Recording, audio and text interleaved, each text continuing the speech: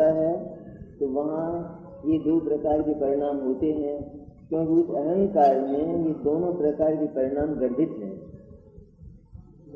दोनों प्रकार के परिणामों का वो अहंकार बना हुआ है, इसलिए उसकी दो शाखाएं फूटती हैं।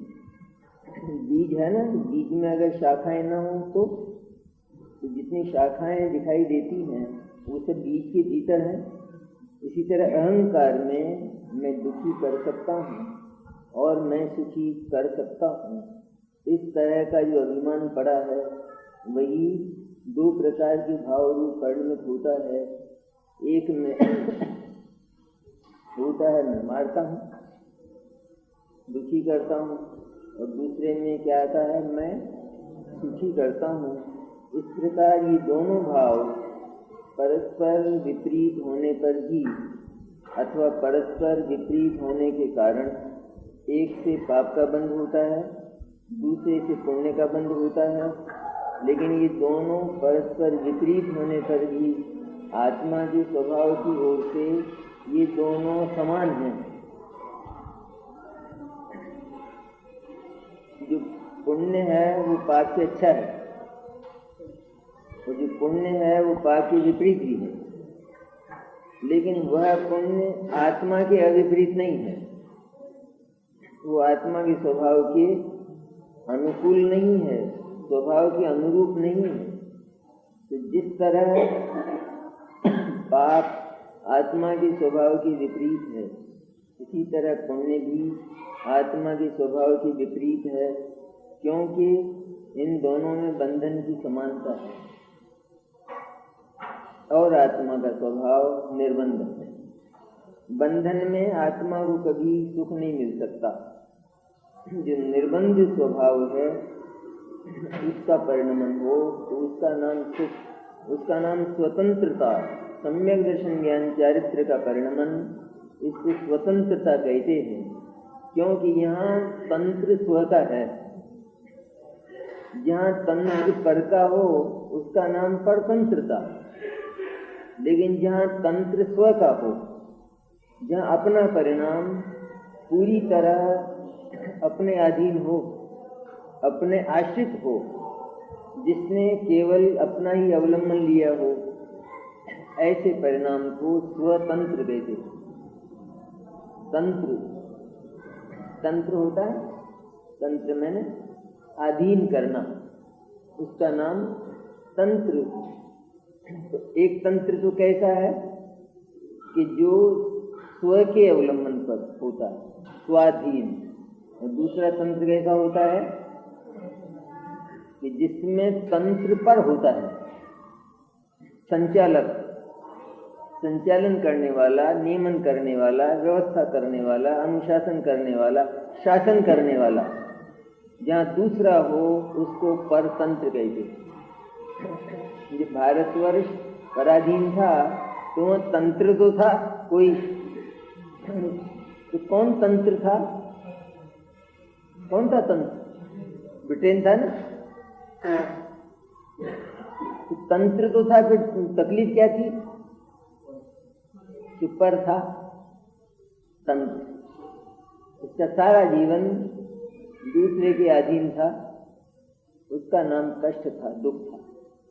और जिस समय वही तंत्र स्व को मिला, उसी तंत्र ने स्व का अवलंबन लिया, तो सुख का प्रारंभ होता है। ये दो तंत्र हैं, पाप और पुण्य, ये दोनों के दोनों पराधीन हैं, ये परतंत्र हैं। इनमें आत्मा कभी भी अपने तंत्र में नहीं आता, स्वतंत्र में नहीं आता है। इसलिए ये आत्मा के स्वभाव की ओर से दोनों के दोनों कष्ट हैं, बंधन है। जितना अंतर है वो अंतर कर्म बंध में स्पष्ट हो जाता है। जितना इनमें फर्क है तो वो फर्क कर्म के बंध से मालूम होता है। तो जो पाप परिणाम है उससे पाप प्रकृतियों का बंध होता है, जो पुण्य परिणाम है उससे पुण्य प्रकृति का बंध होता है। लेकिन दोनों में परतंत्रता बराबर है, स्वाधीनता नहीं है। भावार्थ था ना ऊपर का, अच्छा है तो दोबारा संकल्प। ये अज्ञान में अध्यवसाय ही बंध का कारण है। जिस अध्यवसाय में, जिस अभिप्राय में, जिस आशय में अज्ञान लौटता है, अज्ञान का ही जो बना हुआ है, तो अज्ञान में अध्यवसाय ही बंध का कारण है। उसमें मैं जलाता हूँ, सुखी करता हूँ। ऐसे शुभ अहंकार से भरा हुआ वह शुभ अध्यवसाय है। शुभ अहंकार से भरा हुआ वह शुभ अध्यवसाय है। जैसे अध्यवसाय तो एक ही प्रकार का, जिसको मिथ्यात्व कहते हैं ना अपन, तो मिथ्यात्व कोई शुभ और अशुभ नहीं होता है। मिथ्यात्व तो एक ही प्रकार का होता है। उस मिथ्यात्व से प्रेरित होकर दो प्रकार के भावों का जन्म होता है, एक शुभ और दूसरा अशुभ। वो क्यों होता है? क्योंकि ये सब उस मिथ्यात्व में पड़ा होता है। मिथ्यात्व में जो बात पड़ी है, अगर वह परिणमित न हो तो फिर वो मिथ्यात्व अनेक रूप नहीं कहा जा सकता। नहीं, बीज में जितनी बातें हैं, अगर वो वृक्ष में न आवे तो फिर वो बीज शून्य कहलाएगा। वो तो आना चाहिए ना सब। तो कितनी बातें आती हैं एक बीज से, फिर जब वृक्ष बनता है, अंकुर बनता है। जैसे गुलाब का बीज है, उससे पौधा हुआ, पहले डालियां वगैरह आई, पत्ते आए, साथ में कांटे भी आए, फूल भी आए। ये सब है कि नहीं? उसमें नहीं है तो कहाँ से आया? एक बड़ के बीज से फिर इतना बड़ा विस्तार होता है, तो ये सब उसमें नहीं है। इसी तरह ये जो अध्यवसाय है, इसी के भीतर ये शुभ और अशुभ का कर्तृत्व गर्भित है। मैं दुखी भी कर सकता हूँ और मैं सुखी भी कर सकता हूँ। इसने माना है मैं दुखी कर सकता हूँ, तो मेरी इच्छा हो तो करूँ, कर जरूर सकता हूँ, जरूरी नहीं है करूँ। तो इसमें वो सुखी कर सकता हूँ आ गया कि नहीं? अरे मैं कर सकता हूँ तेरे को दुखी, लेकिन मैं करूँगा नहीं, आराम दूंगा तेरे। ये उसमें गर्भित है ना अध्यवसाय में। इस तरह अध्यवसाय ही मानो दो प्रकार का बना हुआ है, शुभ और अशुभ। अज्ञान में अध्यवसाय ही बंध का कारण है। इसमें मैं जलाता हूँ, सुखी करता हूँ। ऐसे शुभ अहंकार से भरा हुआ वह शुभ अध्यवसाय है। मैं बचाता हूँ, जिलाता हूँ, कोई जलाता हूँ मत कर लेना।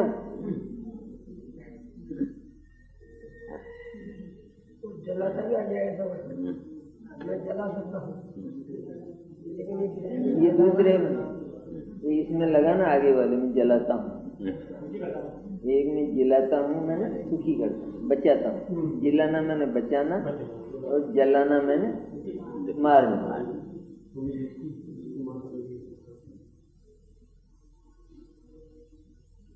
मैं जिलाता हूँ, सुखी करता हूँ।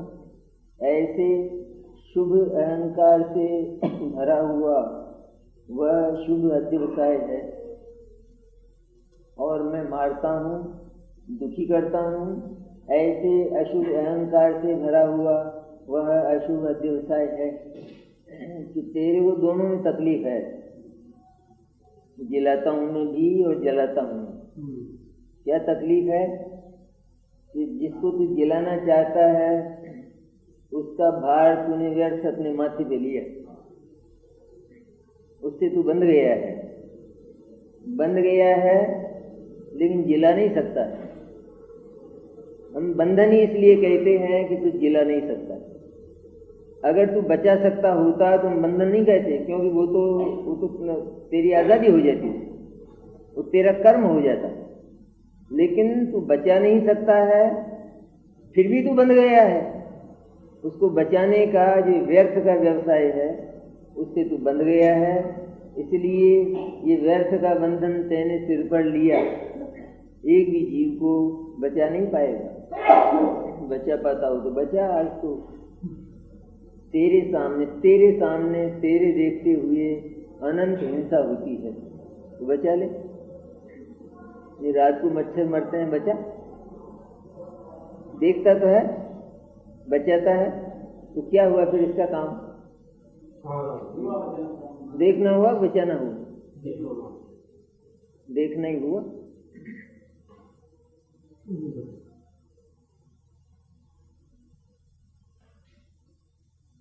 ये तो पहले श्रद्धा और ज्ञान को साफ करने की बात है, ये मारने और बचाने की बात नहीं। तो फिर नहीं बचा में, वही अज्ञान फिर बोला। तो हम कह रहे हैं बचा नहीं पाता है, तू कहता फिर नहीं बचा में। मानो अब तक तो बचाया हो, अब नहीं बचाऊंगा आगे, ऐसा। तो क्या बोला, कौन बोला? ये अज्ञान ही बोला कि तू कर सकता हो तो दोनों प्रकार के परिणामों को समेट कर वीतराग हो जा, ये कहना है हमारा। लेकिन कम से कम इसको पहले जानने के बाद व्यवस्था अपने आप बनेगी, उसमें फिक्र करने की जरूरत नहीं है कि कहीं हिंसा के भाव आने लग जाए। तो मैं ये मान लूं मैं तो बचाता नहीं हूँ, बचा नहीं सकता हूँ, तो जीव को ये शंका होगी ना, हिंसा के भाव आने लग जाएंगे तो फिर हम हिंसा से भी इनकार कर चुके। हिंसा से हम पहले ही इनकार कर चुके हैं, साथ ही इनकार कर रहे हैं हम तो, पहले पीछे का प्रकरण नहीं है कुछ। जैसे हिंसा का व्यवसाय है, ठीक इसी प्रकार अहिंसा का व्यवसाय है। ये अध्यवसाय झूठा है, मिथ्या है, क्योंकि जीव के वश का नहीं, और दोनों में जीव व्यर्थ के बंधन में बंधा हुआ है, फालतू के।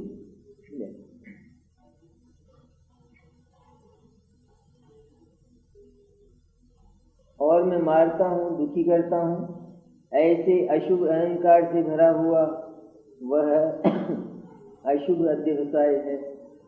अहंकार रूप मिथ्या भाव दोनों में है, अहंकार रूप मिथ्या भाव दोनों में है। किसमें? मैं मारता हूँ, मैं दुखी करता हूँ और मैं सुखी करता हूँ, इन दोनों भावों में अहंकार भरा हुआ है, मिथ्या अहंकार, झूठा अहंकार। इसलिए ये भाव भी अध्यवसाय मय हो गए हैं। है चारित्र में, ये चारित्र का भाव है ना। मैं बचा रहा हूँ जीव, मैं दुखी कर रहा हूँ, चारित्र का भाव है ना। चारित्र के इस विकार में अहंकार का जहर घुला हुआ,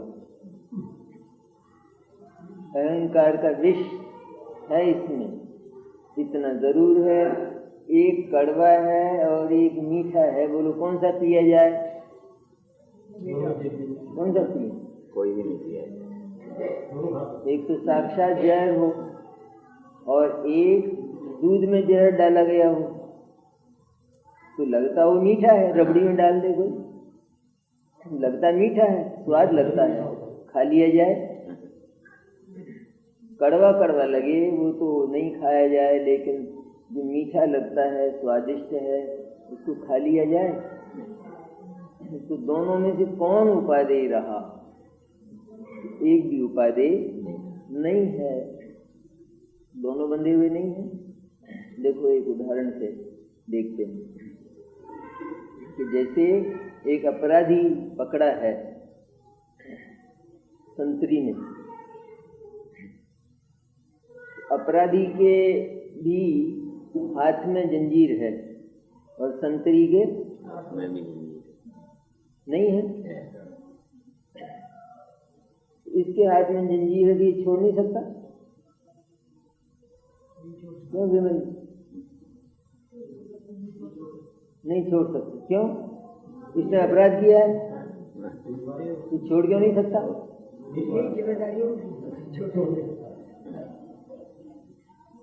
छोड़ देना चाहिए ना, पर छोड़ देना चाहिए, मैंने छोड़ नहीं सकता, क्योंकि यह भी बंधन में है। इसको क्या बंधन है? ये भागने जाए। ये दोनों साथ साथ बंधे हुए नहीं है? बंधे हुए तो है ना, इसमें तो शक नहीं कोई। हाँ, दोनों के बंधन में थोड़ा अंतर है। वो अंतर ये है कि एक की पदोन्नति होती है और एक जेल में जाता है। ये अंतर है दोनों में। तो ये अंतर है तो अपन मंजूर कर लें। बोलो विमल जी, आप मंजूर कर लो इसको। देखो, इसने चोर पकड़ा तो इसकी बहुत तरक्की हो गई, तो अपन भी अपना ये सब साड़ी सरोवर छोड़ के और ये तरक्की पाए ना अपन। क्या दिक्कत है? तरक्की लेना चाहिए कि नहीं? तो आएगा, मन में आएगा अपने। उन दोनों को जो सड़क पर देखता है वो निर्बंध है। जो उनको सिर्फ देख रहा है, क्या देख रहा है कि बेचारे दोनों तकलीफ में हैं। वो उसको रोकने की तकलीफ में है। ये स्वतंत्र बैठकर खा नहीं सकता है। ये संतरी है, ये खा नहीं सकता। वो खावे तब ये खाए। अब वो खड़ा रहे, ये खाने लग जाए तो नहीं, वो संभव नहीं होगा। मैंने इतना उसके साथ बंध गया है कि उसकी चेष्टा के साथ इसको चेष्टा करनी पड़े। ये तकलीफ में है कि नहीं? दुनिया को क्या दिखता है? आराम में है। इससे पूछो खुद से कि जैसे दिन भर घूमता घूमता वो थका है, वैसे ये थका है कि नहीं? और वो अगर धूप में खड़ा रहे तो ये छाया में कहां से खड़ा रहेगा? इसको भी दिन भर धूप खानी पड़ती है, दिन भर चलना पड़ता है, दिन भर उसके साथ खड़ा रहना पड़ता है। उसको जैसे बंधन में आ गया हूं ये तकलीफ है, इसी तरह इसको उसे बंधन में रखने की तकलीफ। ये नहीं थकता है? थकता है बड़ा। तो जितना अंतर है उसको अपन मंजूर कर ले। अंतर तो है, लेकिन उस अंतर को अपन स्वीकार कर ले। तो स्वीकार कर ले तो वो दिशा होगी कि नहीं अपनी? तो आराम में कौन है? ये जो उनको केवल बैठा बैठा देखता है, वो आराम में है। और ये दोनों तकलीफ में है, बंधन में है। दोनों का जो अंतर है वो किसी भी मुक्त पुरुष के लिए स्वीकार करने लायक नहीं। हाँ, इतनी बात जरूर है कि अगर रहा ही न जाए, पास में व्यवसाय करने जितना पैसा ना हो तो फिर सिपाही बनना, चोर मत बनना। नहीं हो व्यवसाय जितना, तो सर्विस करना आवश्यक हो जाए तो फिर सिपाही की करना नौकरी, वो डकैती मत करना। इसी तरह पूरा वीतराग न बना जा सके तो फिर पुण्य का संतरी बनना। पाप का डाकू तो कभी मत बन।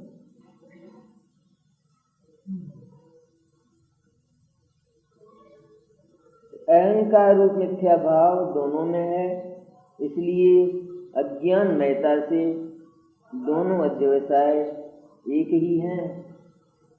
दोनों ही अध्यवसाय, दोनों ही व्यवसाय अज्ञान के बने हुए हैं, मारने का और बचाने का। अतः यह न मानना चाहिए कि पुण्य का कारण दूसरा है और पाप का कारण कोई अन्य। आज तक जीव को जितने भी पाप और पुण्य के परिणाम चले आए, उन सब में ये अध्यवसाय का विष घुला हुआ है, ये जहर है। अगर ये चला गया होता तो वे भी चले गए होते। इनकी अनादिता इसलिए रही, अनादिकाल से आज तक इनकी अनंतता इसलिए रही कि अध्यवसाय इनमें घुला हुआ है। उसको जब मिटा दिया जाता है तो फिर इनकी सत्ता रह नहीं पाती है। इसके बाद ये अपने क्रम से चले जाते हैं। पाप पहले चला जाता है और पुण्य बाद में चला जाता है।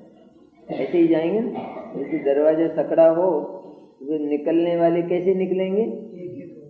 कि जो आगे होगा वो पहले निकलेगा, जो पीछे होगा वो बाद में निकलेगा। इस तरह पुण्य आगे रहता है संसारी जीवों को सबको, इसलिए वो दरवाजे में से पहले जाता है, पुण्य उसके बाद में जाता है। पुण्य तो आता ही बाद में है।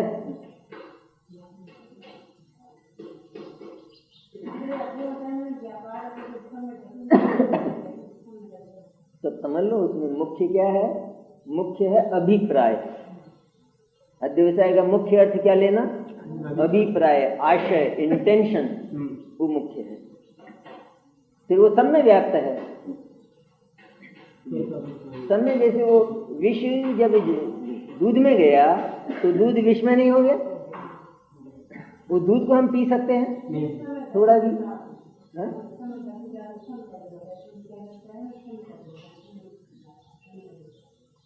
अध्यवसाय को मिथ्या ही शब्द है, इसलिए उसमें सम्यक अध्यवसाय अपन अपनी ओर से लगा सकते हैं, लेकिन क्योंकि वो इसी अर्थ में प्रयुक्त हुआ है तो जरूरत नहीं उसकी आवश्यकता। वैसे कहा जा सकता है अध्यवसाय वो सम्यक हो, सही हो, लेकिन ये शब्द ही बदनाम हो गया है, और उस बदनामी को अपन इधर क्यों देते? अतः ये न मानना चाहिए कि पुण्य का कारण दूसरा है और पाप का कारण कोई अन्य। अज्ञान में अध्यवसान ही दोनों का कारण है। जो अज्ञान से उत्पन्न हुआ, अज्ञान मिला हुआ, अज्ञान से ही जिसकी काया बनी हुई है, इस प्रकार का अध्यवसान वही पाप और पुण्य दो प्रकार से परिणमन करता है। इस प्रकार वास्तव में हिंसा का अध्यवसाय ही हिंसा है, ये फलित हुआ। क्या कहा जय ने? दो बात कही ना, हिंसा का अध्यवसाय ही हिंसा है। एक तो हिंसा और एक हिंसा का अध्यवसाय, दो बात हुई ना। हिंसा का अध्यवसाय मैंने मैं दुखी कर सकता हूँ, ये अध्यवसाय, ये हिंसा का अध्यवसाय कहलाता है। इस हिंसा के अध्यवसाय पूर्वक नियम से हिंसा होती है। क्या हिंसा होती है? कि मैं दुखी करता हूँ, दुखी कर सकता हूँ, ये हिंसा का अध्यवसाय। इससे क्या हुआ? इससे कौन सा बेटा पैदा हुआ इसके गर्भ से? कि मैं दुखी करता हूँ, ये पैदा हुआ। अब इसी अध्यवसाय में मैं सुखी कर सकता हूँ, ये भी पड़ा है। तो जो दुखी कर सकता है ऐसा मानता है, वो ये मानता ही है कि मैं सुखी कर सकता हूँ, मानता ही है वो इस बात को, क्योंकि अभिमान है ना, देखो मैं कर सकता हूँ दुखी, नहीं करूँगा, छोड़ देता हूँ, ये उसमें साथ में है कि नहीं? तो उस अध्यवसाय में सारा का सारा अभिमान के जितने तरीके हैं, जितनी रीतियाँ हैं, वे सब उसमें गर्भित हैं। इसलिए उस अध्यवसाय को ही हम हिंसा कहते हैं, कि जिसके भीतर वो अध्यवसाय पड़ा है वो हिंसा और अहिंसा के भाव से बच नहीं सकता।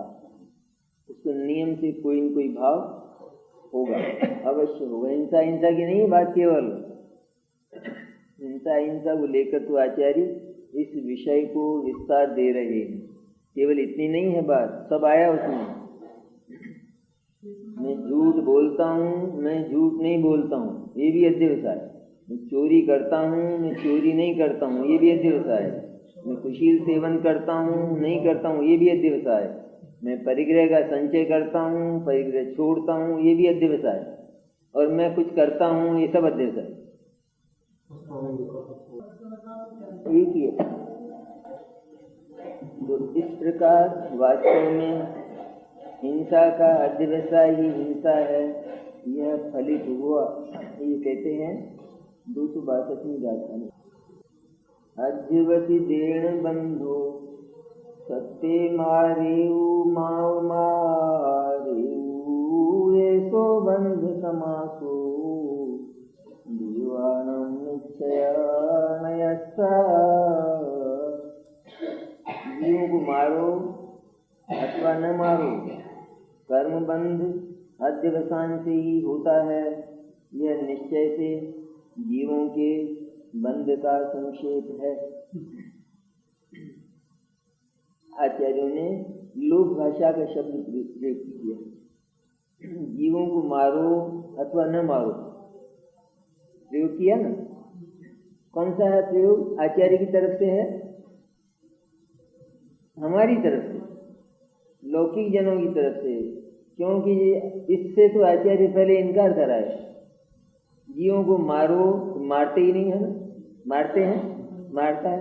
न मारो, बचाता है कोई नहीं। फिर आचार्य ने बोला नहीं बोला? क्या बोला? जीवों को मारो अथवा न मारो। मैंने क्या? अर्थात द्रव्य हिंसा हो अथवा न हो, तुम्हारे निमित्त से किसी जीव के प्राणों की हिंसा हो अथवा न हो, मैं मारो अथवा मर मारो, ये आचार्य ने स्वीकार कर लिया। देखो चलते चलते मारना बचाना स्वीकार कर लिया। खुद ही कह रहे हैं कि मारो अथवा मत मारो, तो स्वीकार किया नहीं कि मारता है? नहीं, स्वीकार नहीं किया। तुम्हारी ओर से बोल रहे हैं। तुम कहते हो ना कि हम मारते हैं और हम बचाते हैं, तो द्रव्य हिंसा को तुम मारना और द्रव्य हिंसा नहीं करने को तुम बचाना कहते हो। तो आचार्य कहते हैं द्रव्य हिंसा हो अथवा न हो, दूसरे के पौद्गलिक प्राणों का घात तुमसे हो न हो, दूसरे के भाव प्राण का घात हो न हो, तुम्हारे परिणामों से कोई तकलीफ पाए अथवा न पाए, लेकिन तुम जो मानते हो कि मैं तकलीफ तो दे सकता हूँ, बस ये हिंसा है, ये हिंसा का दह है, ये हिंसा की जननी है। हिंसा यहाँ पड़ी है और उसका जन्म यहाँ से होता है, इसलिए जो ये मानता है वो हिंसक है, ऐसा हम बोलते हैं।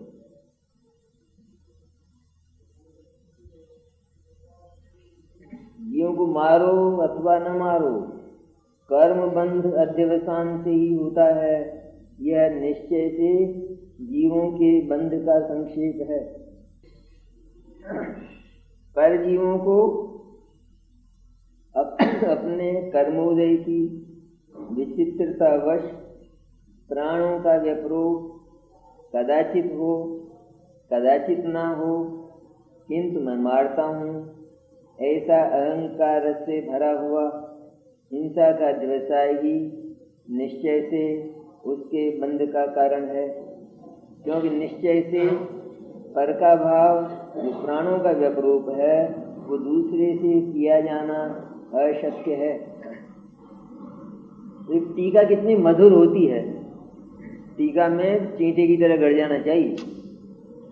चींटा भी जानता है इतनी बात कि वो अगर अपनी खाल को पकड़ लेगा, हम छुड़ाएंगे तो वो भीतर जाएगा। टीका का माधुर्य देखना चाहिए। परजीवों को अपने कर्मोदय की विचित्रतावश प्राणों का व्यपरोह कदाचित हो न हो। दूसरे जीव जो मरते हैं वो तो अपने कर्मोदय से मरते हैं। कर्मोदय से मन आयु कर्म के क्षय से जीव कर्म से मरता है, कर्म से जीता है। आयु कर्म साथ है तो वो जीता है, और आयु कर्म चला जाता है तो वो चला जाता है। ये तो नियम है। इसलिए जिस समय तुम मारने का भाव करते हो उस समय कर्मोदय की विचित्रता से जीव के आयु कर्म का क्षय होने वाला हो तो आयु कर्म का क्षय हो जाता, नहीं होने वाला हो तो नहीं होता। जिस समय जीव के आयु कर्म का क्षय नहीं होता उस समय तुम ये मान लेते हो कि मैंने नहीं मारा। मानता है कि नहीं? तू भाव तो करता है मारने का, और वह आयु कर्म अवशेष होने से मरता नहीं है, तुझे मानता है कि मैंने नहीं मारा, पर हम तुझे हिंसक कहते हैं। क्योंकि मार तो तू सकता ही नहीं है। अगर हम उस मारने को हिंसा कहते हैं तो हिंसा नाम की चीज ही जगत में बसती नहीं, क्योंकि नहीं मरेगा फिर क्या होगा, फिर हिंसा कौन सी हुई। इसलिए जीव तो अपने भीतर जो उस अध्यवसाय को छिपाए हैं, उस मारने और बचाने के अभिमान को छिपाए हैं, वो मारने और बचाने का जो अध्यवसान है वही निश्चय से हिंसा है। और उसके कारण से बंद होता है। लोक सारे लोक में भी जीव के अपने स्वार्थ की बात दूसरी है, पर जितनी भी चेष्टाएं हैं उनका आधार जो लोक है वो भी भावों को मानता है। अगर परिणाम ना हो, इंटेंशन ना हो, नियत ना हो तो दुनिया बोलती है। जैसे किसी से एक्सीडेंट हो जाए, सारे लोग एक तरफ खड़े होकर कहते हैं इसका कोई दोष नहीं है, कि बच्चा तो मर गया, लेकिन मर गया हो, इसका दोष बिल्कुल नहीं। कि दोष बिल्कुल कैसे नहीं है? द्रव्य हिंसा हुई है, भले ही हो, लेकिन तुम जिसको दोष देना चाहते हो उसका दोष बिल्कुल नहीं है। तुम दोष किसको देना चाहते हो? कि तुम दोष आदमी को देना चाहते हो। आदमी को, अर्थात आदमी की नियत को तुम दोष देना चाहते हो ना। तुम सजा किसको दोगे? सजा किसको देंगे? कार को नहीं देंगे। कार को मारा किसने है?